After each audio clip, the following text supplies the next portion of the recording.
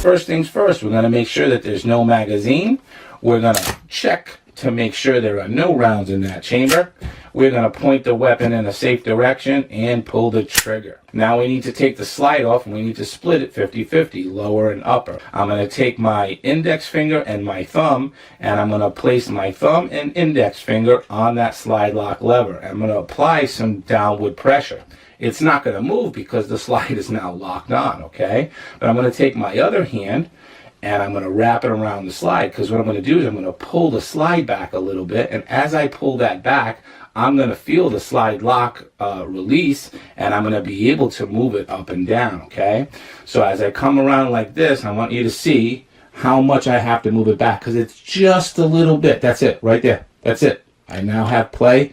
See that? It's just a little bit. Nothing big there. And then forward and off.